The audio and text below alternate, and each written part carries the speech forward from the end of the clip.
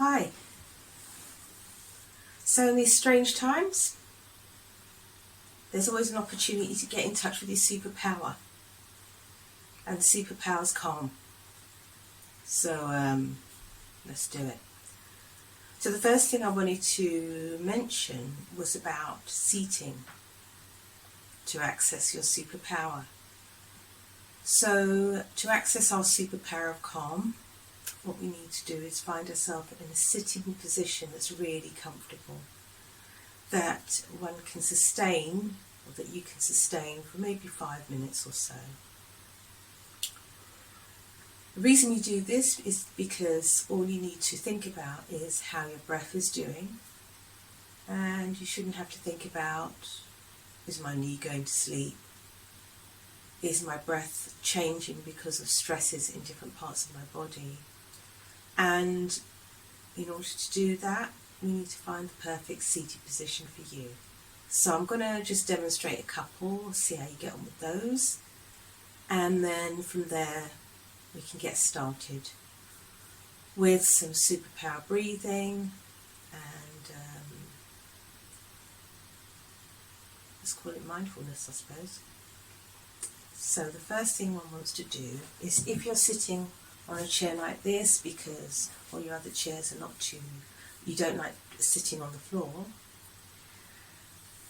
then the best thing to do is to find your bottom just seated, perched at the edge of your chair. So you've got support, but you're able to rock forwards and backwards, and then find the central point where you're just couched on the edge of the chair. Now, from here, you should be able to rock forwards and backwards easily, but also from side to side. Now, when we do this, we place our hands on our knees, we're pretty rock steady. And that's what we want. Now, from here, what you need to do now is imagine a thread from the top of your head that leads upwards. So this thread takes you up. So now what I'd like to do is rock forwards and backwards, and then from side to side, and then when you're settled, you allow that thread to draw up. Breathe in.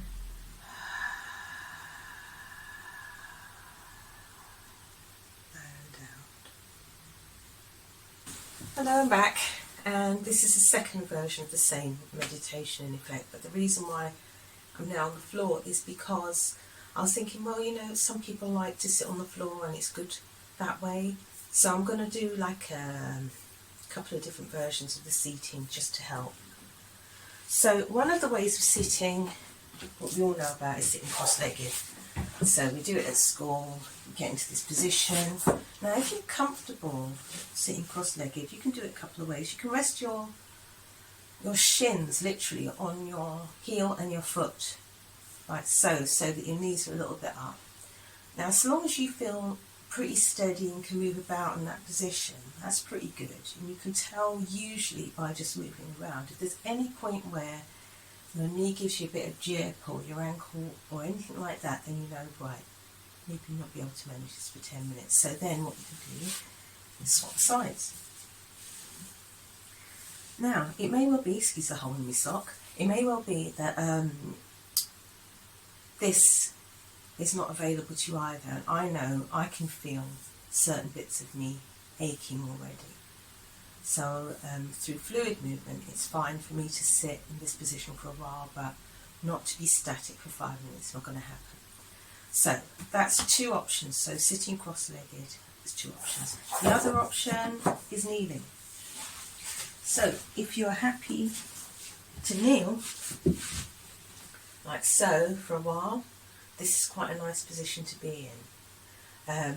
If it's available to you for your knees, it's lovely because you can place your hands on your lap, your shoulders can float away, your head's up like so. This is really nice. It's a nice way to sit if you find this one available for you.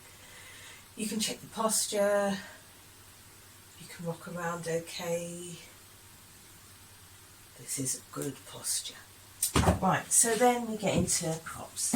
So I've got here my Collins DIY book, Enjoy Cooking. Alright, these books never see the light of day unless I have to catch my bottom on them. So one way is to straddle the books and sit on them. Again, nice one. It may well be that it feels comfortable to start with. If your feet feel a bit sore in this position, either you're going to learn how to work it so that it works for you, or you're not having it. So then, another couple of options sitting on the books is sitting cross-legged. Now this way, it frees your knees a bit. You can rest your ankles and heels over each other, and you may find this is a nice steady one that allows your head to float up. Yes, it's a nice way to sit as well. And then finally is when you move your ankles away from each other, what you can do is get your foot here, one foot in front, and angle yourself so that your knees are pretty much forming a point of contact with the ground. I mean, this one's a bit up, but that's not a problem. I think that can float there quite happily.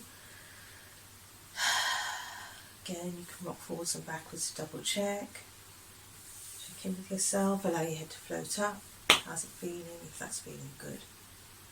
Perfecto. Right. I think that's most of the sitting positions there.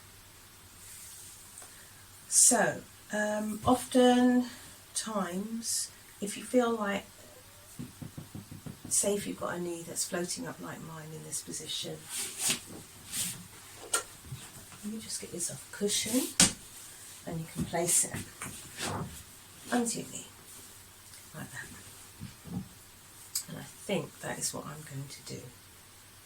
So, you can sit in your chair, you can sit on the floor in a number of ways.